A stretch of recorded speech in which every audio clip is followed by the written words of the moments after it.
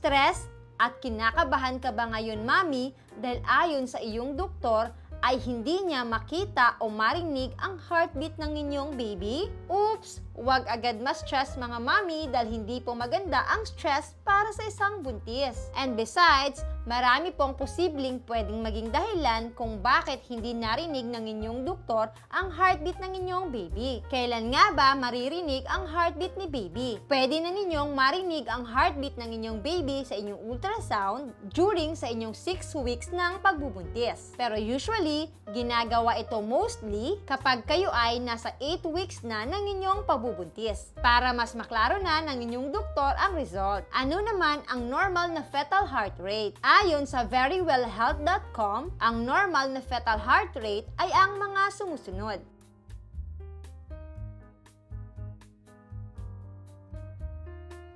Ano nga ba ang mga posibleng dahilan kung bakit hindi narinig ng inyong doktor ang heartbeat ng inyong baby during sa inyong check-up? Una ay ang klase ng ultrasound. Ang transvaginal ultrasound o tinatawag na TVS ay mas accurate kumpara sa abdominal ultrasound in early pregnancy. Dito sa inyong transvaginal ultrasound ay mag-i-insert ang inyong doktor ng probe sa inyong vagina para magkaroon ng magandang access sa inyong matres. Kapag gusto ninyong ma-check ang heartbeat ng inyong baby at kayo ay nasa 7 weeks pa lamang, mas mabuting gamitin ang transvaginal ultrasound o TVS para sa mas clear na result. Kapag gagamit naman ng handheld Doppler, ay maaring marinig ang heartbeat ni baby between 8 weeks or minsan, hindi pa ito maririnig hanggang 12 weeks. Pangalawang dahilan ay ang gestational age. Kapag kayo ay nagpa-ultrasound ng maaga gaya ng 5 weeks, ay hindi pa ito nakikita usually. Makikita sa inyong TVS ang heartbeat ng inyong baby kapag sila ay nasa 7 weeks na. Kaya kapag minsan mga sisi ay nagpa-check up at nagpa-ultrasound kayo ng maaga, kadalasan ay sasabihin sa inyo ng inyong doktor na bumalik kayo after 2 weeks para mas klaro na ang result ng heartbeat ni baby. Pangatlo ay ang correct LMP or last menstrual period. Baka naman kasi mga sisi ay nagkamali kayo ng bilang ng inyong LMP at hindi pa naman talaga 7 weeks ang inyong baby. Kapag ganito po ang sitwasyon, ay sinasabihan kayo ng inyong doktor na bumalik kayo after 1 week para ma-check niya uli kung meron na bang heartbeat ang inyong baby. Madalas mangyari ito mga sisi sa mga buntis na hindi naman regular ang kanilang regla. Pang-apat ay ang tilted uterus o retroverted uterus. Ang pagkakaroon ng retroverted uterus minsan ay nagiging dahilan na hindi marinig ang heartbeat ng inyong baby dahil kapag ikaw ay mayroong retroverted uterus, ang inyong matres ay malayo sa inyong abdominal wall at ibig sabihin nito ay hindi lamang ang fetal heart ang malayo pero pati na din ang loops o bowel in between the uterus and your abdominal wall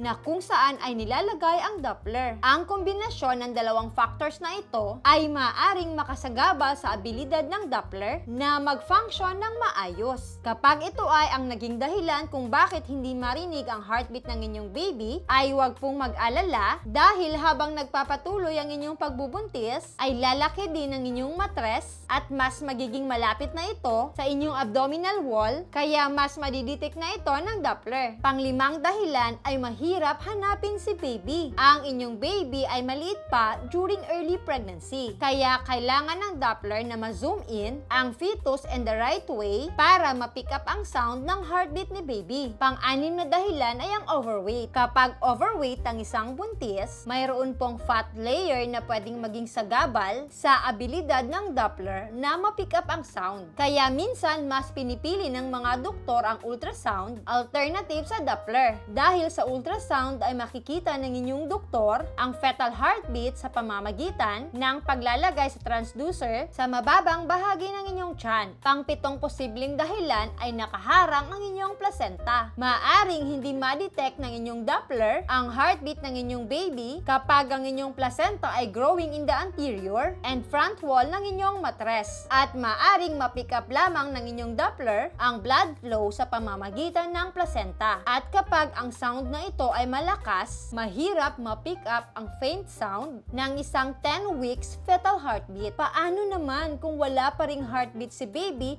after ng follow-up check-up. Kapag wala pa ring heartbeat ang inyong baby after ng 2 weeks na pinabalik kayo ng inyong doktor, ay may chance na baka kayo ay nakunan. At depende na din po sa inyong doktor ang kanyang susunod na gagawin at instructions. Pwedeng paghintayin niya pa kayo ng another 1 week or hindi na. Again mga sisi, kung kayo po ay nasabihan ng inyong mga doktor na hindi niya makita o marinig ang heartbeat ng inyong baby sa inyong 6 weeks, ay bumalik na lang kayo kung kailan niya kayo pababalikin para ma-check uli ang heartbeat ng inyong baby. Reminder lang po sa mga sisi nating buntis, kailangan nyo din pong alagaan ang inyong mga sarili ngayong kayo ay buntis. Dahil usually, a healthy mother is more likely to have a healthy baby. And taking good care of your body is a good way to give birth to a healthy baby. Again, ako po si Nurse Yeza, ang inyong nurse na gabay sa inyong pagbubuntis at pag-aalaga kay baby. Naway magkaroon po kayo ng isang healthy at safe na pagbubuntis.